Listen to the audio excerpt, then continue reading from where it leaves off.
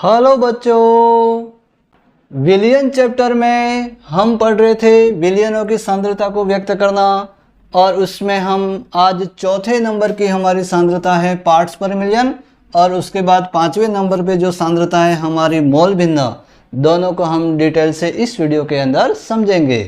तो उससे पहले हमने तीन प्रकार की सांद्रताओं के बारे में पहले हम पढ़ चुके हैं, जिसमें हमारी पहली थी द्रव्यमान प्रतिशत, दूसरी हमारी थी आयतन प्रतिशत और तीसरी हमारी थी द्रव्यमान आयतन प्रतिशत। तो तीन प्रकार की सांद्रताओं के बारे में हमने पहले पढ़ लिया है। अब चौथे प्रकार की सांद्रता हमारी है पार्ट्स पर मिलियन, उसको डिटेल से हम समझते हैं, है ना। तो शुरू करते हैं हमारा टॉपिक विलियन की सांद्रता को व्यक्त करना। उसमें चौथी हमारी सांद्रता पार्ट्स पर मिलियन, जिसको हम शॉर्ट में लिखते हैं ppm, पार्ट्स पर मिलियन। तो पार्ट्स पर मिलियन क्या होता है? तो जब विलयन में विलय की मात्रा अत्यंत सूक्ष्म हो, जो विलयन होता है उसमें जो विलय हम मिला रहे हैं, यदि उस विलय की मात्रा अत्यंत सूक्ष्म है मतलब बहुत ही कम मात्रा में है, तो विलयन की सांद्रता को हम किस में लिखते हैं? पार्ट्स पर मिलियन ppm में प्रदर्शित करते हैं।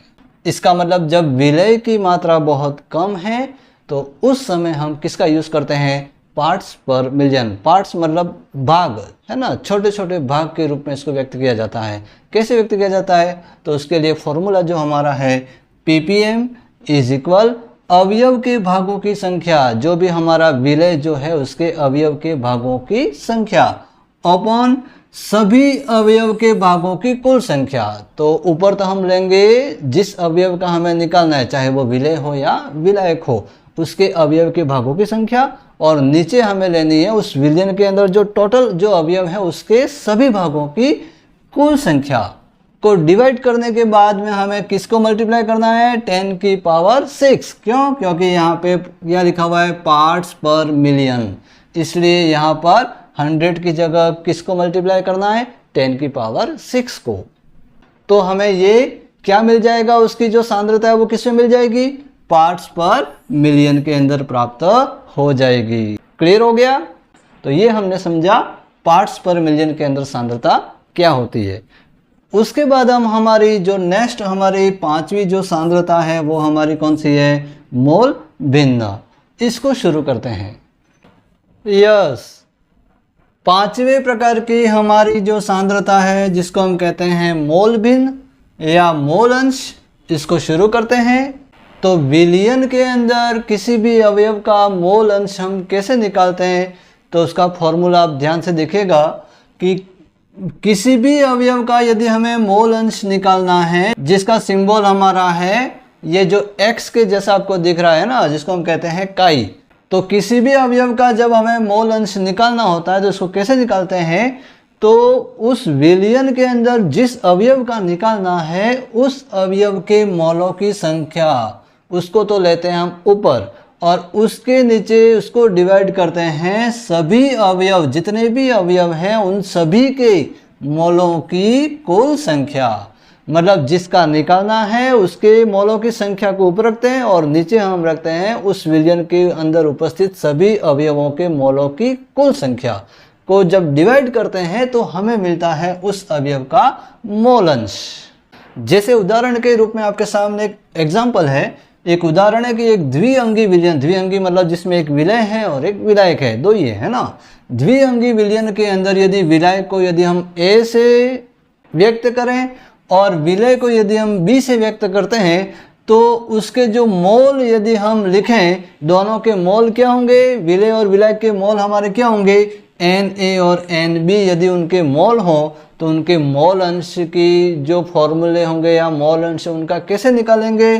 तो हमारा जो विलायक जो A है उसका मोल अंश है ना काई A। तो काई A कैसे निकाले? तो इसके फॉर्मूले से अवयव के मोलों की संख्या, किसके अवयव के मोलों की संख्या? तो उस विलायक है ना A कौन है? विलायक के मोलों की संख्या। विलायक के मोलों की संख्या हम क्या लेते हैं? Na। ये हमारे विलायक के मोलों की संख्या को लिख दिया ऊपर, और नीचे हम क्या लिखेंगे? विलयन के कुल सभी अवयवों के मोलों की कुल संख्या। तो सभी अवयव कौन कौन है, एक तो विलायक और एक विलय, दोनों के मोल कौन कौन से हैं, तो एक के Na है और एक के Nb है, दोनों को हम जोड़ देंगे तो कुल मोलों की संख्या हमें प्राप्त हो जाएगी। तो फॉर्मूला हमारा हो जाएगा काई A is equal Na plus Nb।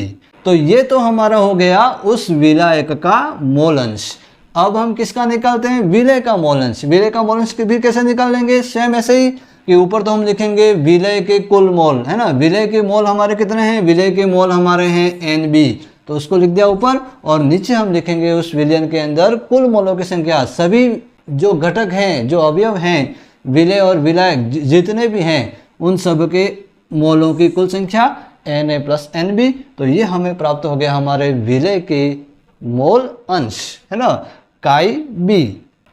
तो इस प्रकार हम उस विलयन के अंदर जितने भी अवयव हैं उन सभी का हम क्या निकाल सकते हैं, मोल अंश निकाल सकते हैं, है ना।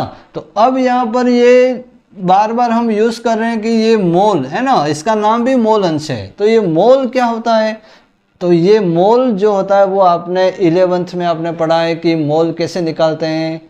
एक बार फिर मैं इसको स्पष्ट कर देता हूँ कि मोल क्या होता है। तो देखिएगा ध्यान से, जैसे मान लो ये विलयन है ना, उस विलयन की ये विलायक है, और उस विलायक के अंदर हमने विलय को घोल दिया, है ना, ये विलय, यस, विलय को घोला। जैसे मान लो विलय हम ले लेते हैं यहाँ पे NaOH, सोडियम हाइड्रोक्साइड, है ना। सोडियम हाइड्रोक्साइड के हमने इसके अंदर 4 ग्राम घोल दिए इस विलायक के अंदर। तो इस सोडियम हाइड्रोक्साइड के जो मोल होंगे, मोल मतलब N की वैल्यू, मोल की वैल्यू क्या होगी, तो उसको निकालने का फॉर्मूला हमारा होता है N इज इक्वल W/M, है ना। ये जो N आपको दिखाई दे रहा है ना, वो सभी कौन है, मोल। तो वो मोल कैसे निकालते हैं, तो N is equal W/M। W हमारा होता है जो विलय हमने जो इस विलय के अंदर जो डिजोल्व किया है, जो घोला है, उसकी ग्राम में मात्रा, है ना, कितने ग्राम इसको घोला है, वो हमारा हो जाएगा W, है ना, उसका द्रव्यमान, जितने ग्राम हमने घोला है। और M हमारा होता है जिसको घोला है उसका मोलर मास, उसका आणविक द्रव्यमान, उसका अणुभार, वो हमारा होता है M। तो हमने इसको कितने ग्राम घोला, 4 ग्राम घोला, और NaOH का अणुभार कितना होता है, 40। तो 4/40 मतलब 1/10। 1/10 क्या है, इस NaOH के क्या हो जाएंगे, मोल। तो इस प्रकार से हम किसी भी अवयव का जिसका हमें मोल हमें निकालना है, उसके मोल की वैल्यू हम प्राप्त कर सकते हैं।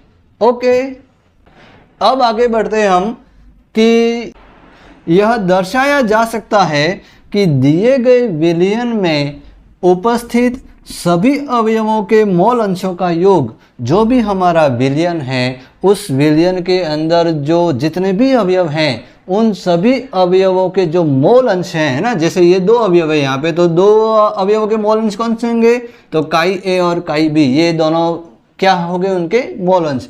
तो उनके सभी अवयवों के जो मोल अंशों का जो योग होता है, उनको जब जोड़ते हैं तो उनकी वैल्यू हमें क्या प्राप्त होती है, 1 प्राप्त होती है। मतलब सभी अवयवों के मोल अंशों का योग 1 होता है, यूनिट, है ना, इकाई होती है, 1 प्राप्त होता है। अर्थात हम क्या लिखेंगे कि XA मतलब इस विलायक के मोल अंश और इस विलय के मोल अंश, दोनों को जब हम जोड़ते हैं तो सभी अवयवों के मोल अंश को जब जोड़ा जाता है तो उसकी वैल्यू हमें क्या प्राप्त होती है, 1 प्राप्त होती है। तो ये फॉर्मूला हम यूज़ कर सकते हैं। इसके अलावा इस फॉर्मूले का यूज़ कहाँ पर हो सकता है कि यदि मान लो उस पूरे विलयन के अंदर किसी एक घटक का मोल अंश दिया हुआ है ना, और हमें दूसरे घटक का मोल अंश निकालना है, तो हम एक घटक का मान यहाँ पे रख देंगे, तो ये, और उसको 1 से माइनस कर देंगे, क्योंकि इधर ट्रांसफर करेंगे तो 1 से क्या करना पड़ेगा, माइनस। तो 1 से जब इसको माइनस कर देंगे तो हमें दूसरे अवयव का मोल अंश प्राप्त हो जाता है। तो इसके लिए भी इस फॉर्मूले का यूज हो सकता है। ओके, तो इस तरीके से हमने इस मोल अंश को हमने डिटेल से समझा। अब इससे रिलेटेड आपकी बुक के अंदर एक तो आपका उदाहरण 1.1 जो दिया हुआ है, इसको आपको सॉल्व करना है, और उसी के साथ में पाठ्य पुस्तक प्रश्न के अंदर आपका 1.2 नंबर का जो क्वेश्चन है, वो हमारे दोनों क्वेश्चन ये किससे रिलेटेड है, मोल अंश और मोल भिन्न से रिलेटेड है। तो आपको दोनों को सॉल्व करना है। दोनों में यदि कोई आपको प्रॉब्लम होती है तो आप मेरे को कमेंट करके ज़रूर बताएं। इन दोनों से रिलेटेड एक अलग से वीडियो आपके लिए बना दिया जाएगा। ओके, तो इस वीडियो के अंदर इतना ही। आगे हम बात करने वाले हैं हमारे विलयनों की सांद्रता के अंदर। ये तो हमारे 5वें प्रकार की सांद्रता होगी। आगे हम 6ठे और 7वें नंबर की जो हमारी सांद्रता है, एक तो मोलरता है और एक मोललता है। दोनों को हम नेक्स्ट वीडियो के अंदर डिटेल से पढ़ेंगे। तब तक के लिए जय हिंद, वंदे मातरम।